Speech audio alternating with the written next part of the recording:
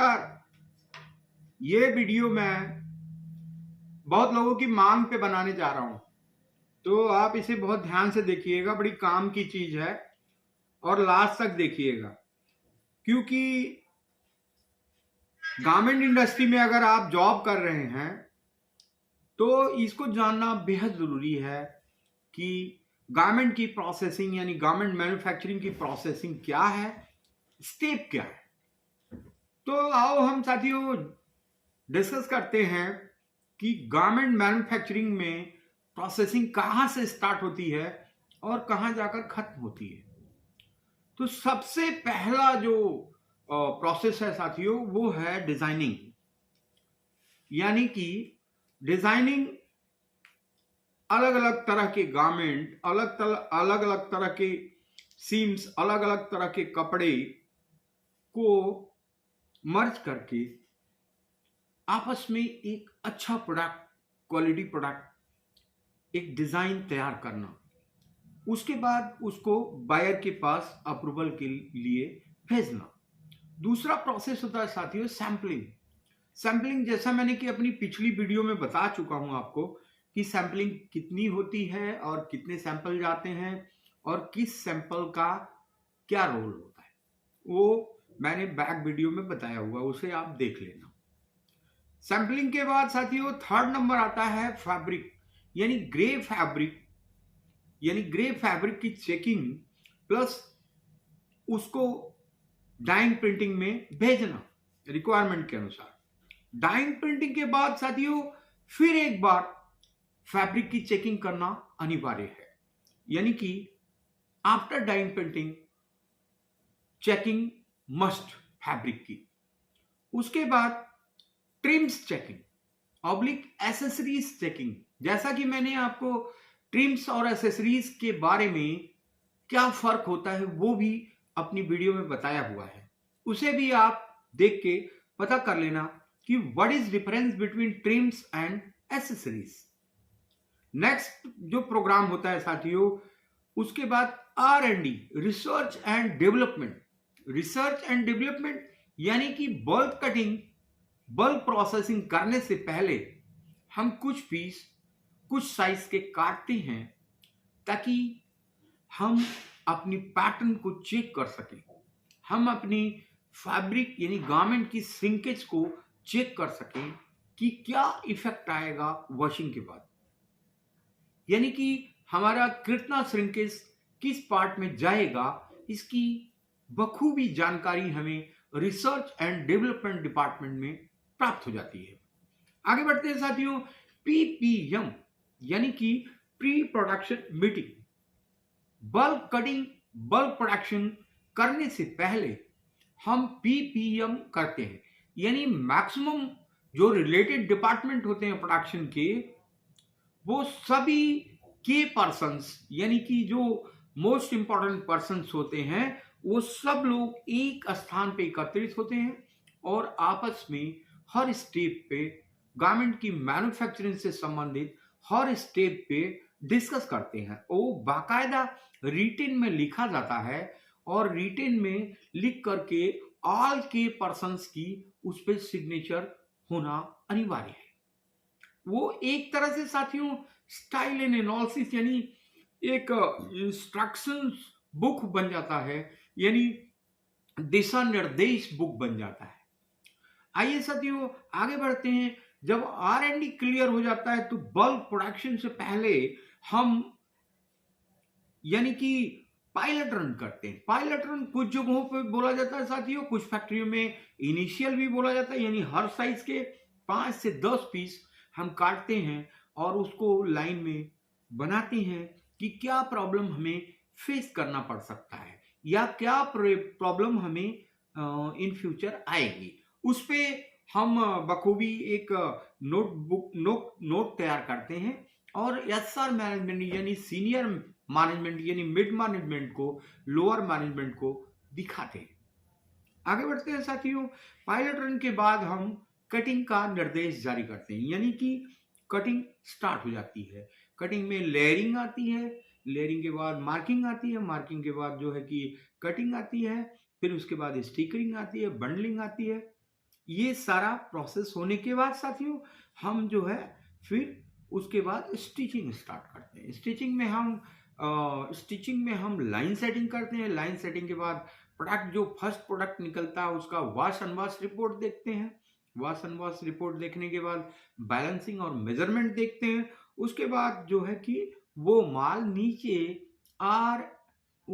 Auditing department को चला जाता है। यानी ऑडिटिंग डिपार्टमेंट उसका क्रॉस वेरीफाई करता है कि क्या गारमेंट की सीम, क्या गारमेंट की शेप, क्या गारमेंट की बैलेंसिंग, क्या गारमेंट का मेजरमेंट अकॉर्डिंग टू स्टैंडर्ड आ रहा है या नहीं।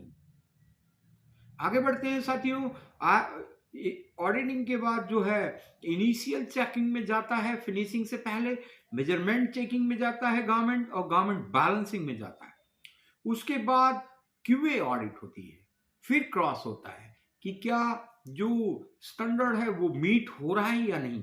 आगे बढ़ते हैं साथियों। क्यूए ऑडिट के बाद गारमेंट थ्रेड कटिंग में जाता है, क्योंकि अगर आप थ्रेड के साथ वॉश कराएंगे तो इसका मतलब सीम आपकी ब्रोकन हो सकती है, टूट सकती है। इसलिए थ्रेड कटिंग इंपॉर्टेंट है बिफोर वॉशिंग। आगे बढ़ते हैं साथियों। वॉशिंग होने के बाद प्रेसिंग कराते हैं, प्रेसिंग के बाद मेजरमेंट कराते हैं, और मेजरमेंट आप जानते हैं कि pressing is most important. Pressing अगर बढ़िया हो गई साथियों तो आपका गारमेंट की आधी प्रॉब्लम्स वहीं खत्म हो जाती है। यानी कि प्रेजेंटेशन के लिए प्रेसिंग स्टैंडर्ड बड़ा इंपॉर्टेंट होता है। प्रेसिंग गारमेंट की खूबसूरती को बढ़ा देती है। यानी आधे से ज्यादा जो प्रॉब्लम होती है साथियों वो प्रेसिंग अच्छा हो गई तो उसमें छुप जाती है। आगे बढ़ते हैं साथियों। अगर प्रेसिंग हो गई उसके बाद हम फिर मेजरमेंट चेकिंग करते हैं कि क्या गारमेंट हमारा प्रेसिंग के बाद मेजरमेंट को मीट कर रहा है या नहीं। देन आफ्टर साथियों उसके बाद आप फाइनल चेकिंग कराते हैं। फाइनल चेकिंग के बाद आप रीफाइनल चेकिंग कराते हैं। रीफाइनल के बाद आप क्वालिटी ऑडिट करवाते हैं। क्वालिटी ऑडिट यानी कि हर घंटे का इक्वल के हिसाब से कुछ पीस लॉट साइज चेक करना और उसका बिल्कुल ईमानदारी से सही और गलत का फैसला करना। आगे बढ़ते हैं साथियों। फिर उसके बाद जो है फिनिशिंग के बाद इनलाइन का नंबर आता है। इनलाइन वो प्रोसेस होता है साथियों जो मैंने अपनी पिछली वीडियो में आपको बताया हुआ है कि 1% to 25% गारमेंट जब पैक हो जाता है तो उसके बीच हमें एक इनलाइन करवानी पड़ती है। इनलाइन इंटरनल भी होती है, इनलाइन एक्सटर्नल भी होती है। यानी कि इनलाइन के द्वारा हमें पता लगता है कि क्या हम स्टैंडर्ड मीट कर रहे हैं, क्या हम स्टैंडर्ड के अकॉर्डिंग सारा कुछ फॉलो अप कर रहे हैं। उसके बाद गारमेंट साथियों जब हमारा मिड लाइन के अकॉर्डिंग पैक हो जाता है, यानी कि 26% to 50% गारमेंट पॉली बैग में होता है, तो हम एक मिड लाइन कराते हैं। यानी मिड लाइन में क्या जो इन लाइन में कमेंट दिए थे, जो पायलट रन में कमेंट दिए थे, क्या वो सारी चीजें फॉलो हुई हैं मिड लाइन के अंदर। मिड लाइन की रिपोर्ट आपकी अच्छी अगर हो गई साथियों तो उसके बाद एबव 80%। अब लोग कुछ लोग को ये भी नहीं पता होता साथियों कि एबव 80% यानी कि 80% माल आपका बॉक्स में होना चाहिए और 20% माल पॉली बैग में पैकिंग में होना चाहिए। यानी balance for packing, not for finishing, not for washing, not for thread cutting, not for pressing. यानी कि 20% जो रेस्ट माल है वो आपका पैकिंग में होना अनिवार्य है। 80% आपका डब्बे में जब हो जाता है साथियों तो आप विद पैकिंग लिस्ट इनवाइस आप जो है कि फाइनल ऑफर करते हैं। फाइनल पहले इंटरनल होना बहुत जरूरी है।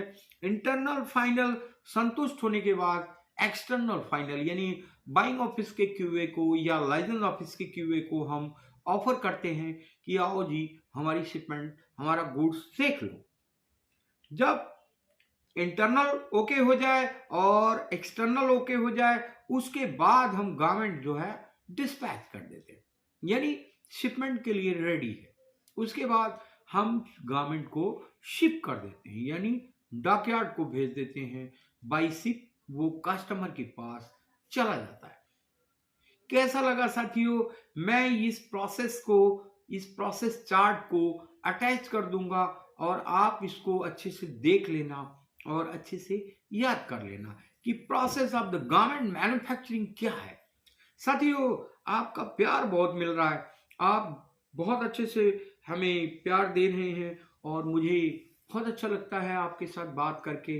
और बहुत सारे कमेंट हैं, आज तक एक भी आपने गलत कमेंट नहीं किए, इसके लिए मैं बहुत शुक्रगुजार हूँ कि आप मुझे बहुत इज्जत करते हैं। बहुत सारे साथियों का फ़ोन आता है, कॉल्स आता है कि सर आप बहुत अच्छा उम्दा काम कर रहे हैं।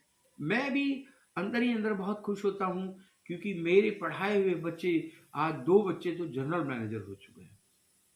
कितनी अच्छी बात है साथियों, बाइंग हाउस में अनगिनत है, प्रोडक्शन मैनेजर अनगिनत है, क्वालिटी मैनेजर अनगिनत है। कितना अच्छा लगता है एक बंदे को जब उसके पढ़ाए हुए बच्चे बड़े बड़े पोस्ट पे बड़े बड़े मुकाम हासिल करते हैं। मैं बहुत परम धनी हूँ भाग्य का कि जो मुझे भगवान ने शक्ति दी और काम पे आने के बाद मैं ये 15-20 मिनट यानी 1 घंटा टाइम आपके लिए देना चाहता हूँ, दिल से देना चाहता हूँ। थैंक यू वेरी मच साथियों, बाय।